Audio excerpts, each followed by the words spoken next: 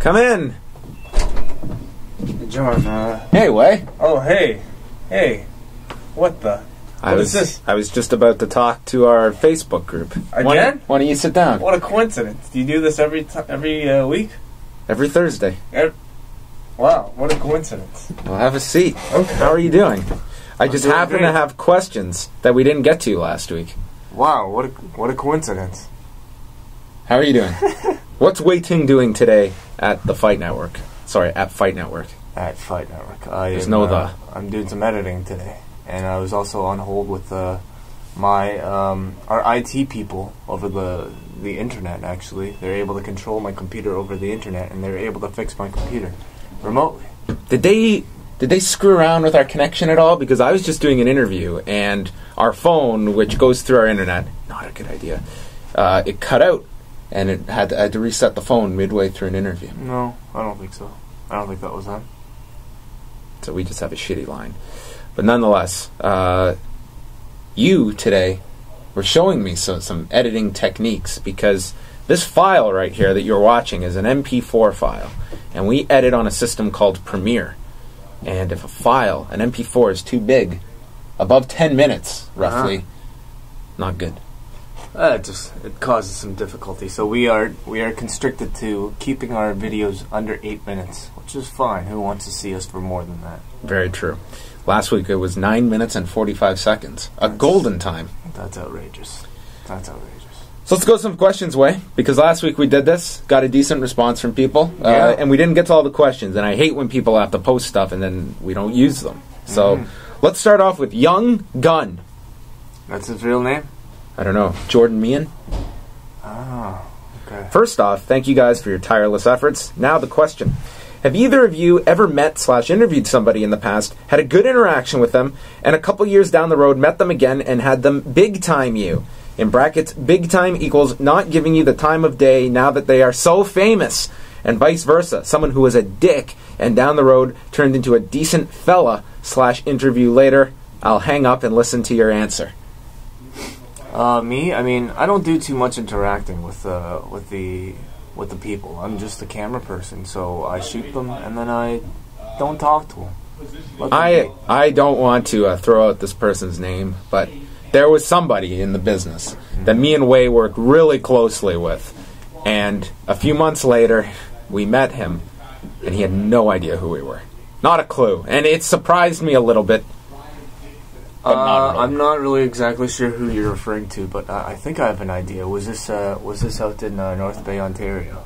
No, it was not. Oh, okay. This was well, that was a different one. That was another incident. This was in Toronto. Okay. I hate being cryptic, so I'm going to avoid doing it. I don't even know who you're talking about. So no one knows. But in terms of anybody else that the very first time I interviewed Mick Foley, I left a bit disappointed, I won't lie. This was in 2005. It was one of my early interviews that I did with him, and I wasn't too happy afterwards. And years later, reconnected, and I've now interviewed Mick a number of times, and I love chatting with Mick Foley. So that was a good reversal, I found. Well, what happened the first time? We just did the interview, and I don't know if it was he had been flying in that morning. He just wasn't in a great mood. I got the sense. Okay. So maybe that was me reading into things, but I didn't find it to be one of my better interviews. We go to Sean Robbins. Can long-term booking work in the modern era with all the hours of television? The fact that people can't wait for a payoff, the lack of jobber matches, and the proliferation of the internet. I think it could work. I mean, we've seen it. You know what? It is difficult though with so much TV time and so much pay-per-views to fill. I mean, we're going to see probably the longest example of long-term booking we've seen in a long time with Cena and Rock, and that is really working because they've been forced to keep them apart for so long. Can you do long-term booking by? They've done it in Ring of Honor. I mean, with Kevin Steen. I mean, with him and El Generico. They also don't have as much TV, though. They had weekly television, and they still have weekly television. Yeah, but do they do monthly pay-per-views?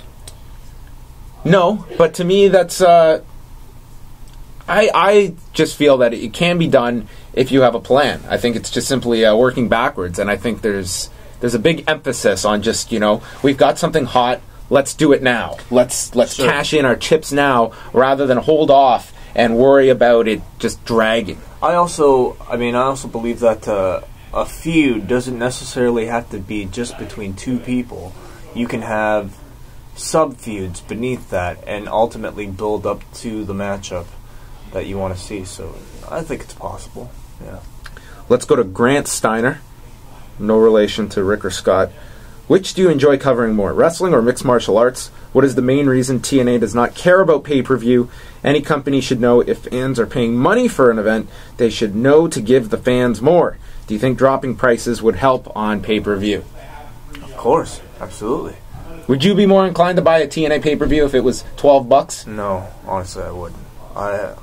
I mean, if it was a great show, actually, yeah, of course. I mean, if it was a well-promoted show, I'd probably pay $30. I'd pay $40 if it was a well-promoted show.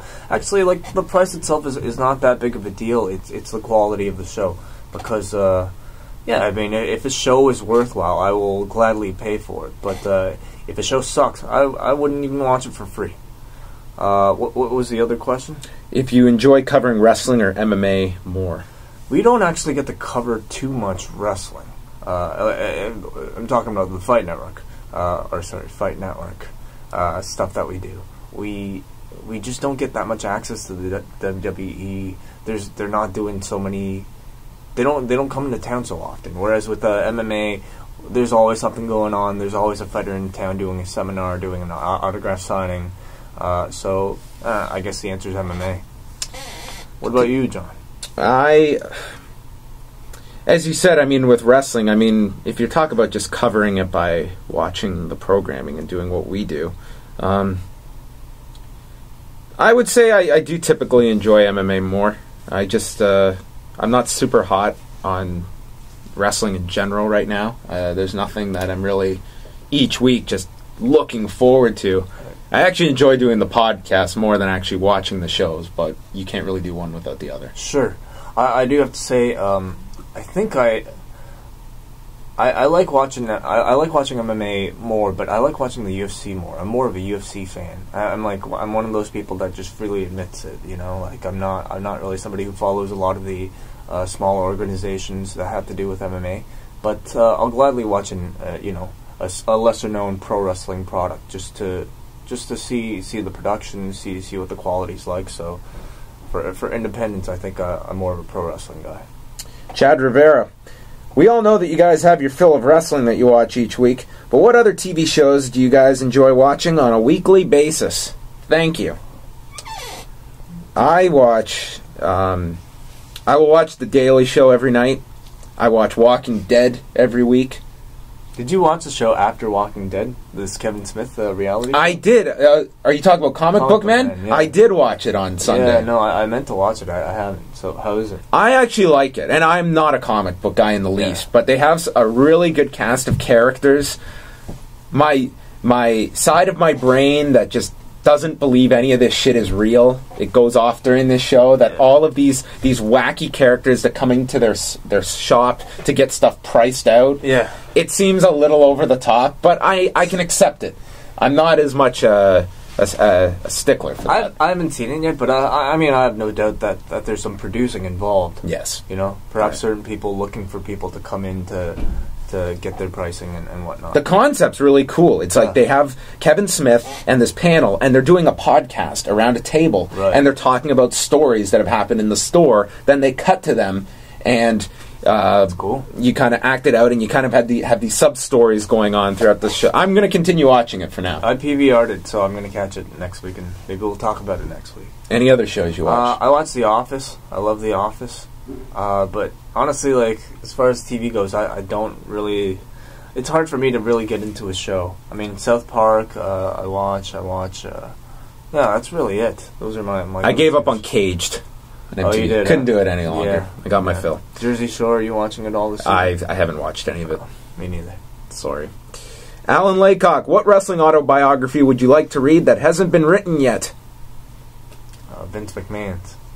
An honest Vince McMahon one, which I don't think you'll ever see. you're bound to get some dirt though. Any of the McMahons actually. I would love not Linda though. Linda Sizzle. I don't know if he could do one completely honest, but I would love to see Kevin Von Erich write one about the world-class territory. I've always really enjoyed the world-class stories and some of the characters that came out of that. It's an interesting story. How many Affliction t-shirts do you own? I think I own 2. And they were both given to me during Christmas by the Fight Network.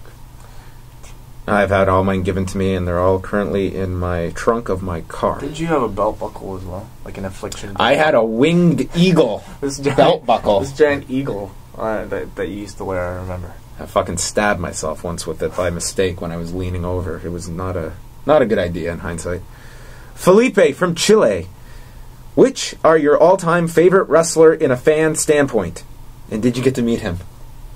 Absolutely. My from a fan standpoint, my favorite wrestler was Bret Hart, and we got to meet him on a number of occasions. But the one that was probably the most memorable was, of course, doing the documentary out in Calgary. We got to go to his house, and John ended up chatting, and we ended up doing like a 2-hour interview with the guy. And afterwards, I just totally marked out. Started to talk to him about WrestleMania 13 and everything like that. So that was really cool. Yep, and you got to go down into Bret's basement. Yeah, see all his memorabilia. His vault, where he kept a bunch of T-shirts that he was selling and cataloging, and just his posters and everything.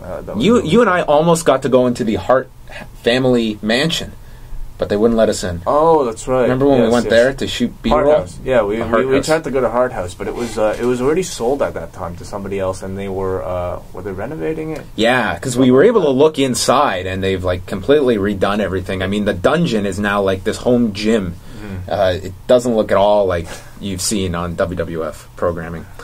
Let's do a few more here. Jerome, you didn't answer. Did you meet any? Who's your favorite as a child, and did you get to meet him? I mean, I too was a big Bret Hart fan when I was a little kid. He was I enjoyed that. I would probably put it that. That Calgary trip was a ton of fun, just to go and see some of these sites that you've only heard about. I mean, we got to go out with a bunch of the Hart brothers for beer. Yeah. That was just fun in and of itself. Cool. Those guys are all just incredibly nice. And John, you spoke to Bruce and just now, actually. Yes, we do have, as we have posted up on the Facebook group, our Bruce Hart interview is going to be coming up on Monday. It will be posted at liveaudiowrestling.com. I've just noticed we are way over time. Well, you know what? I thought of this midway. We don't have to edit this, hopefully, so we can just upload it, right? Ah, good point. So never mind. We're okay here. I thought of that midway through. So don't fuck up, so we won't have to edit anything. We're putting this up raw. Okay. I'm not bothering with Premiere today. Jerome Clark, do you think it's too late for Sting to go to the WWE and get his WrestleMania moment? Maybe get himself in shape for a year and make a comeback as Scarecrow Sting, confront Taker with a bat, telling him he has a beef with him for years. And wait, what is Scarecrow Sting? I guess he means the Crow Sting. Oh, okay. Scarecrow Sting. I guess. Yes. Do you think we'll see Sting at Mania? I don't. Oh, not this year. Not this year, but I mean even next year or future year. I don't see that potentially. The Taker thing was just so perfect, though, and I don't know if Taker's going to be around anymore. I think last year was the year to do it. Yeah. His contract was up. Atlanta. He said he was tempted to do it. It was in Atlanta, as you mentioned. Yeah. I think last year was your opening. But for sure, I could see the guy going into the Hall of Fame someday, into the WWE Hall of Fame. Joey Howell. I agree. Wayne John, I got a question about where you think the UFC is going next, in your opinion. Calgary or Edmonton? I think the UFC and the Calgary Stampede would be a match made in heaven. Your thoughts? The WEC has actually run Edmonton before, and Dana's actually stated they want to go to Calgary later this year. Calgary, okay. So I would say Calgary. Around the time of the Stampede? No, because they've got... That's usually the first week of July, and they've got the Vegas show in July with Faber and Cruz, so I don't think it would coincide there. Though I'd love to see Dana in a cowboy hat. You would see it. I just think... With Harry Smith on the card. Sure. Fighting. Sure. Yeah. Maybe the Hearts will be there. The Hearts will show up. Maybe. Ringside. And Bruce will step on Dana White as the guest referee for the main event. Ray Williams, who do you see following in CM Punk and Daniel Bryan's footsteps as the next indie wrestling star who makes a name for themselves in the WWE? Well, who do we have? Who are the indie darlings that are currently employed by them? John Moxley's in FCW. Everyone's high on him. Tyler Black's there as well. He's worked some recent house shows. They would be the obvious picks as the next who you'll see on television. Yeah.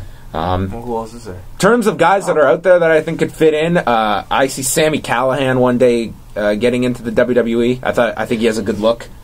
We've also got Castagnoli and now Chris Hero. Yep. They're both down in FCW, so I could definitely see those two being brought up to the roster. Especially, I would love to see them, whether it be as a tag team or singles. I think the depth right now on WWE, especially SmackDown, is so thin. Yeah. You have two guys that are ready for national television. I don't know if I'd want to see them as a tag team, just because to me that seems like a waste. Who are they going to feud with? Usos in a year-long feud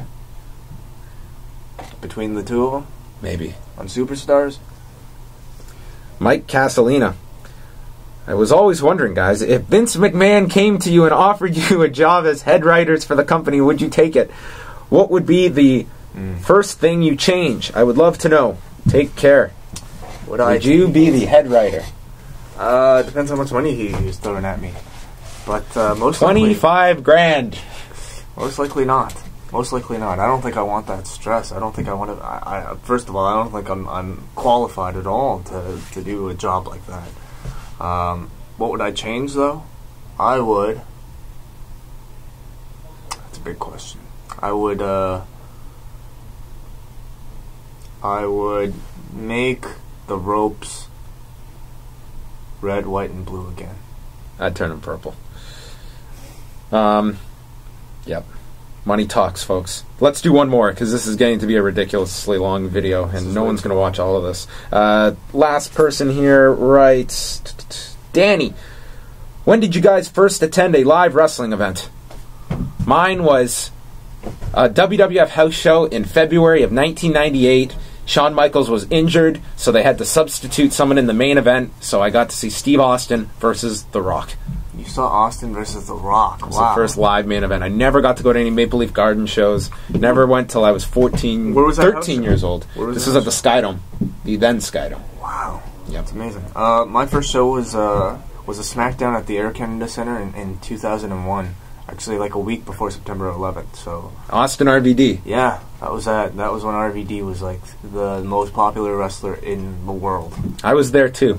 Yeah. There's probably maybe an instance where we were both walking in opposite directions, and as we passed, in our head we were like, "See you in 5 years." I doubt that. Probably not. All right, thanks very much, everyone. We'll put a new thread up next week at reviewaway.com, and in the meantime, catch Review and Impact Friday morning with... you're going to stick around to chat with Nate Milton this time? I will. You're not going to get lost? I'll try my best not to. He's promising. Yeah. Okay, we're going to chat about Impact, and then Sunday night on the Law, it's me and Dan Lavransky this week. Mr. Agnew is traveling, so we're going to discuss Elimination Chamber. TSN Radio at 11 p.m. Got a number of people tuning in at midnight who were just beyond confused that Dave Meltzer was starting the show. 11 p.m. every Sunday until football comes back. So thanks a lot, everyone.